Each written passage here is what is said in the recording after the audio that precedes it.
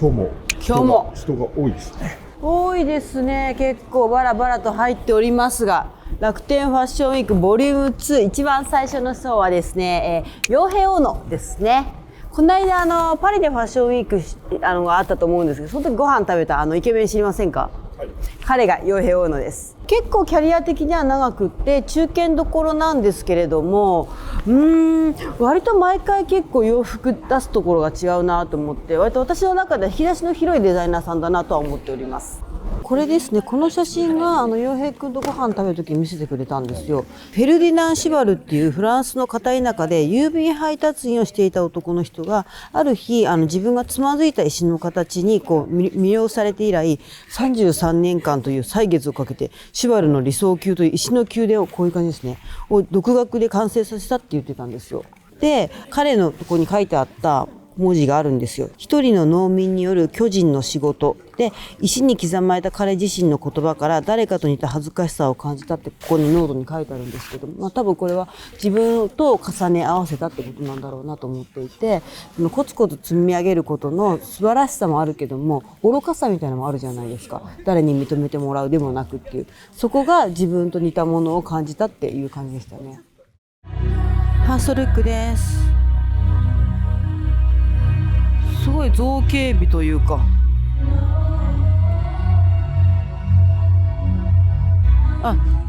トップスかと思いきや、なんかちょっと貧乏ちゃま的な感じですね。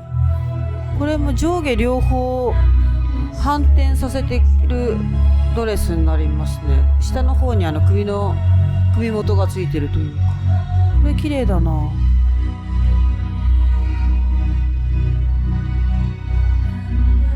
ぐちゃぐちゃなコートというか、造形が不思議になって、後ろから着る形なんだ。でもこれ前も後ろもリバーシブルで着れるんじゃないのか。これも袖が2つあって、洋服を再構築した感じのシリーズが多いですね。なんか光ってません？真ん中電球が埋め込まれてるんですね。なんか衣装として可愛さそう。でもなかなかの造形美というか、何を意味してるんですかね。フランスの片田舎の郵便配達員さんの執念ともいえる奇妙なものの寄せ集めみたいなのと共感できると言っていうのはなんか意味がわかる気がします。でもこれ綺麗だね。手元に持ってるワイングラスは何なんでしょうね。ワイングラスかと思ったら、あれ指輪でしたね。やべえ、面白い。このワイングラス見てほしいんですけど、これ指中1本入ってるんですよ。ってことは大きな工具で捉えると、これは指輪では、この手元なんだろう。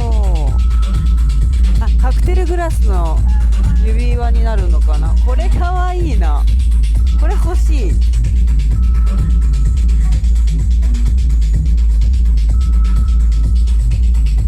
このパターンのシリーズのパンツ何個か出てると思うんですけども、私割とこのシリーズすごい好きですね。このテンションの高いやついいですね。T シャツとパーカーがドッキングしてまた再構築した感じになって、不思議なパターン。ラグランの T シャツを2枚ドッキングした感じで、結局ドレスになっているみたいな感じ。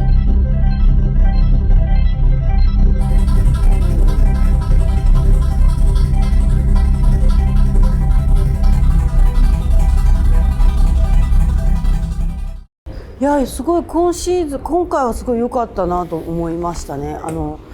なんかすごくいろんなクリエーションに幅があるって言ったじゃないですか。今回は実際自分たちが着たくなるリアルクローズっていうところと、洋服としてのこのクリエーションというか、その実験のちょうどいい中間地点にあったなと思っていて、すごい飛ばしたものももちろんあるし、自分でも着れるなみたいなものもあったりとかするのと、アクセサリー使いがめちゃめちゃ可愛かったです。はい、次はですね、琴葉横澤ですね。琴葉横澤もこの間アワード取って、割と東京ニューエイジとして注目されているんですけども、シグネチャーとなるアイテムがあります。それがこれですね。このプリーツ系のやつですね。金沢のアクロマティズムだったりとか、大阪のパレットアートライブあたりで私たち見たんじゃないかなと思うんですけども、2020年に毎日ファッション大賞の新人賞を受賞するなどなど、注目は結構浴びている感じですかね。この彼女もう琴葉ちゃんのやつじゃないですかね。今日はあれもそうじゃないかな、緑の女の子とか。3キロ入ってて、確か多分そうですね。だから琴葉の服は琴葉って書いてなくても琴葉してますね。すごいなんかお店みたいになってる。そうなんですよ。へえ。なんか観葉植物があったりとか、なんていうの、アジアのトゥクトゥクみたいな感じのやつがあって、屋台みたいのがあって、中に琴葉ちゃんの伸び伸び素材の生地が、が入ってたりとか、どういう意図があるんだろう。で、白い三角ポールでしょ。なんか日常で見る光景みたいなやつが広がっておりまして、ループ？どういうこと？なんか日常なのか何なのか。はい、今ノートを読んでるんですけども、琴葉ちゃんで西新宿に住んでるらしいんですけども、そこの光景が書いてあって、で日常だけど日常じゃない時ってあるじゃないですか。例えば私が知らない街に行った、例えばタイに行ったりとかカンボジアに行ったら、私たちから見ると新鮮なわけじゃないですか。トラベラーみたいな感じになると、こういうよくある光景っていうのが新鮮に映るみたいな感じに、そういったことを書いてあるのかな、そういうふうに見えますねみたいなことを書いてあるのかなっていうところと、今回は、FW26 のコレクションを軸に過去アーカイブだったりとか、もう今並んでるアイテムをこうミックスして提案してますよと言っている感じですね。で、前回の紹介4年経って今までのコレクションを一つの景色として見てくださいということを書いてありますという感じですね。あとお土産があるんですけども、いつも琴葉横澤を買うときにこの袋で来るんですね。でこの袋とか、あとはこのゴムですね。このゴムがついてくるんですけども、これって日常じゃないですか、琴葉横澤の中では。それも合わせてみてくださいみたいなことですかね。ファーストルックです。すごい洋服のめちゃめちゃレイヤードしてますね。色の重なりがいいですね。やっぱシグネチャーの伸び伸びアイテムがトップに使われております。メンズも3つくらいレイヤードしてますね。このなんか色の重なり方がすごい今っぽい感じがしますね。万歩計つけてませんか、万歩計。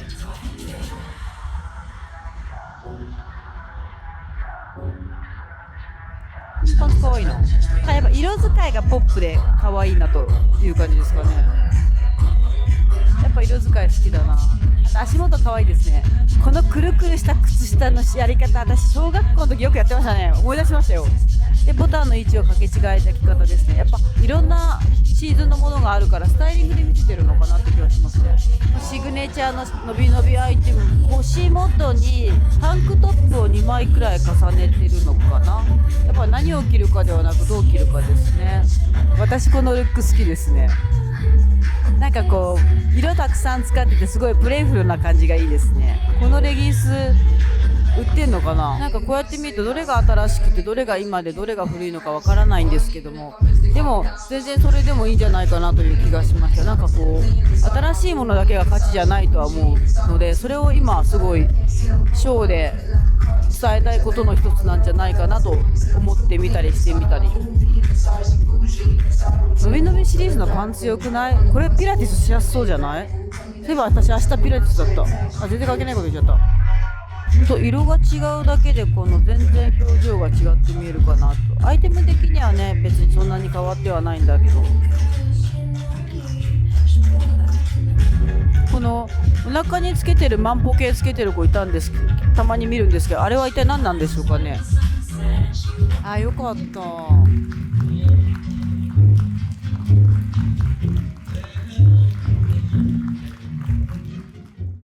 リカリンでフリーランスでキャスティングをやっています。今日は琴葉を着ているということで、はい、琴葉横澤なんですけれども、どうでしたショーの感じ？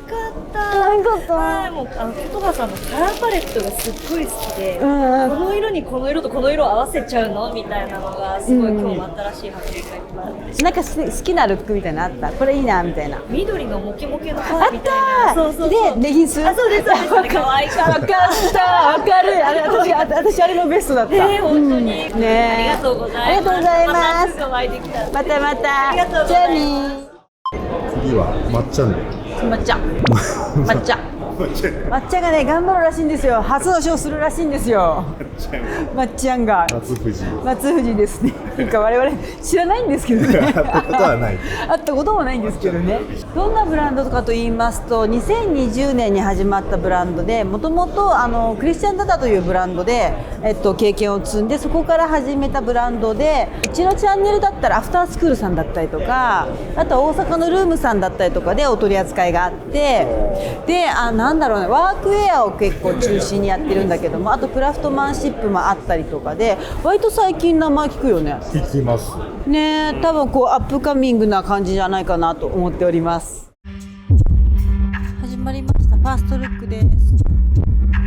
すごい心臓の音みたいなやつがめちゃめちゃでかい。シンプルな黒のセットアップ、なんかエプロンみたいにもしてますね。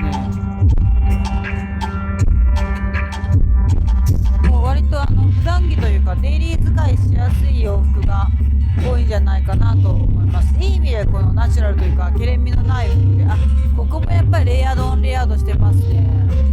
今シーズンのやっぱトレンド入ってますね。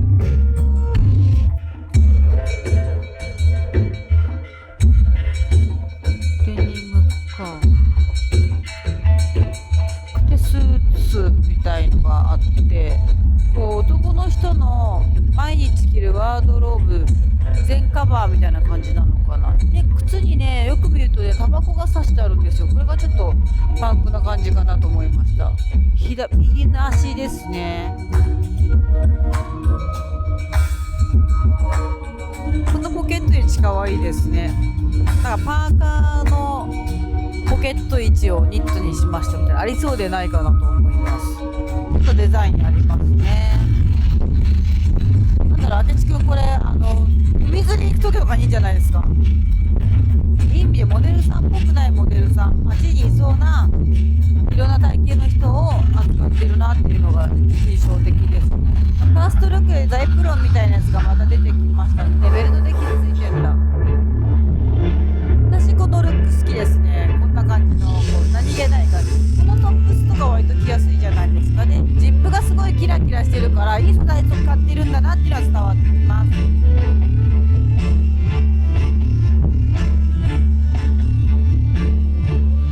デザインしてますって感じですね。バラクラバじゃなくてフードがバラクラバ風になってるんですね。だからパジャマみたいな感じにコート羽織って、あれかな、起きたてすぐにコンビニ行く時の格好かな。牛乳忘れたみたいな感じで。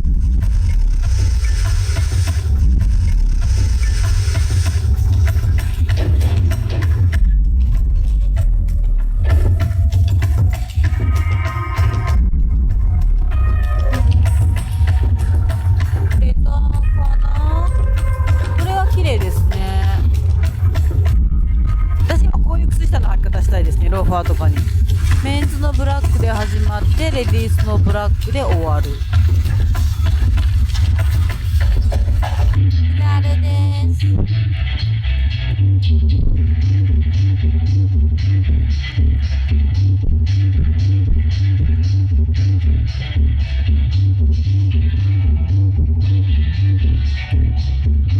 まっちゃんが出たよ。まっちゃんお疲れ。まっちゃんお疲れ。ベーシックスのデザイナーの森川です。1729エージェンシーの戸村です。ズックンの、松藤さんの部下最初から間違えた、ズックンのとこで働いてたのが松藤くんです。どうでしたか今回は。マッツンっぽいアイテムが多くて、どんなところがマッツンっぽい。なんかこう古着とかやっぱ彼好きだから、古着のアイテムだったり、なんかなんだろう、ほっこりした色味だったりとか、なんか彼の私服見てるような感じのランウェイ、力の抜け具合だいぶ松藤だった。抜けてた。何ですか、どうでしょう。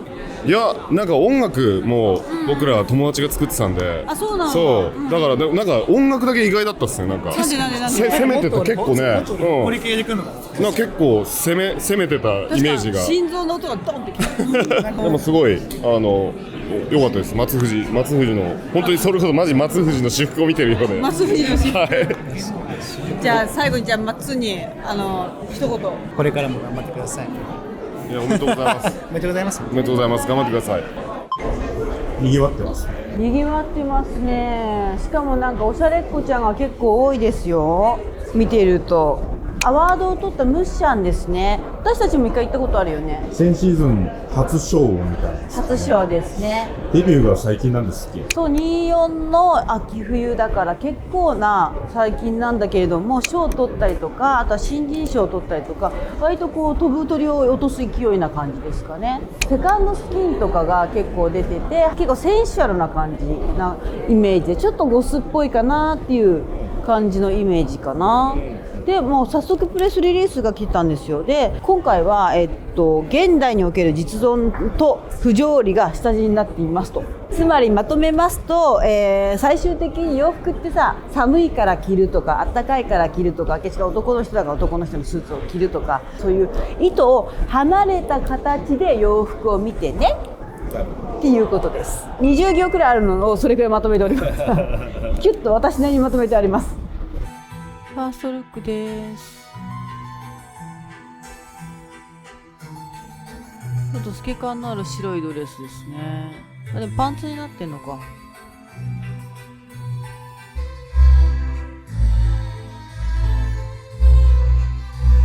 ポケットにグローブが挟まっていて、中世の時代の洋服のイメージ想像してるって言ったか、そういうことなんでしょう。これもコルセット入ったりしますね。なんか前回のちょっとゴスっぽいのとは打って変わって一点って感じですかね。ただその緊張感があるというか、そういう意味では一緒かなと思います。でちょっとカジュアルにパーカーになったり、パーカーかな、パーカーだよな。肩パッドがしっかり入ったパーカーでした。頭に花が乗ってますけど、そういえばエントランスで私たちも黒いお花もらいましたね。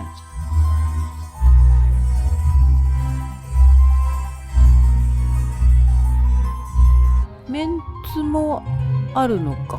ムシャンね、割とユニセックスな感じありますからね。着れる人が着ればいいみたいなとこありますからね。お花が脇腹についてる感じですかね。お花を刺してるのかな、たくさんのバラのお花を。下半身のトロトロしたパンツがミッシャンの得意とする素材かなというイメージがありますね。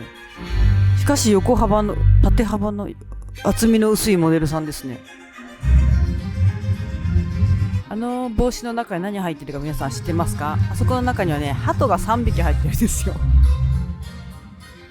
入ってねえよ。袖がどうなってるんだろう。黒いのが袖なのかな。なんかちょっと面白い袖あしらになってますね。なんかすごいテンションが高い。髪の毛から髪の毛が細胞分裂してまた細胞分裂したみたいな髪の毛になってますね。でもマリー・アントワネットが着想源みたいなことも書いてあったんで、マリー・アントワネットの髪の毛をもしかしてイメージしてるのかもしれないですね。これなんか面白いところに肩パッド入れた、なんか人間の形を超えた形みたいになってますね。あ、前後ろ反対に着てるとかそういうことなのかな。これムシャのお得意のトロッとしたシリーズのアイテムが出てきましたね。確かにこういうなんか中性的なメンツが着ても似合うんじゃないかなと。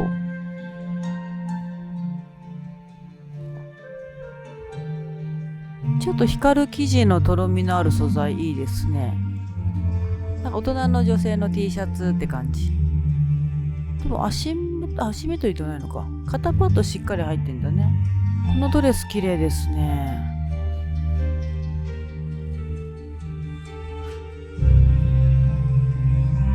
背中のカッティングも美しい。慣れです。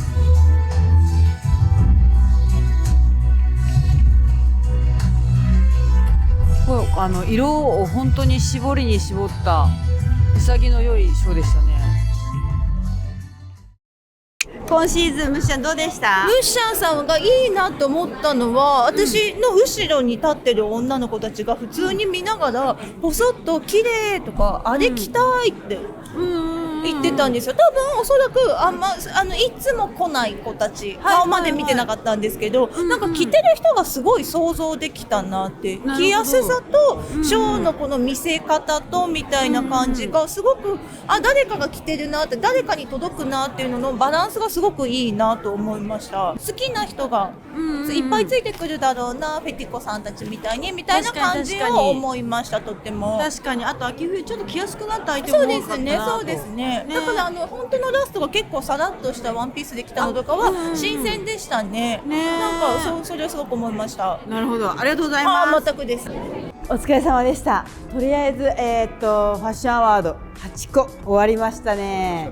ファッションアワードオブはい。アワードはレイさん的には何ですか？絶対聞かれるとア思ワードオブってたんで。アワード。それ超難しくこれない？はもうちょっと無理を承知で聞いてますが、洋平の私結構見てる方なんですけど、はい今回の洋平くん良かったなって思って、久々にガンときたなっていう。クリエーションしてるとさ、やっぱアップダウンってあるじゃないですか、いい時と悪い時って、で沈んだ時を抜けたクリエーションな気がして、それがすごく見ててかっこいいなって思った。でも優勝くんの破壊力はなかったよ。だってあれはパリで見れないし、ロンドンでも見れないし、ミラノでももちろん見れないし、ニューヨークでもないクリエーションで、ジャパンオンリーでクリエーションだし、あとマーケットのないところでマーケットを作り出す作業をしてるっていうのは、私はすごい心惹かれてかっこいいなって思って、茨の道を自分で進んでる感じはすごい応援したいなと思ったし、リアルクローズで多分伸びそうだなは松藤は伸びそうだなと思うんですよ。明智くんが着てるのはちゃんと想像できたからね、っていう意味ではありだなって思うし、琴葉横澤のスタイリングと色の使い方もすっごい好きだったまあレイさん絶対好きでしょ。好きだって、ほらハイティッシュみたいなハイティッシュみたいなで、ハッピーな感じはすごく好きだったなっていうのもあるし、だから本当選べないんだけれども、道なき道を行っているっていうその頑張りに優勝を小林にしたいと思います。優勝小林が優勝ということでよろしいですね。うまいこと言った、うまいこと言った。あと最近ダジャレ多くない明智くんはちなみにアンセム A にしました。古着ミックス感みたいなのやっぱ好きなんで、明智くんはもうちょっと色気に寄せた、そう色気の明智に寄せた服って感じ。ということではいな感じでしたかね。皆さんのおすすめのショーも聞いてみましょう。そうですね、皆さんどれが良かったでしょうか。8ブランドいろいろジャンルが全然違うんですけど、良かったな、これが一番良かったと思うものがあればぜひぜひコメント欄と、あとその理由もね聞いてみたいよね。そうですね。それではまた次回の動画でお会いしましょう。じゃあねー。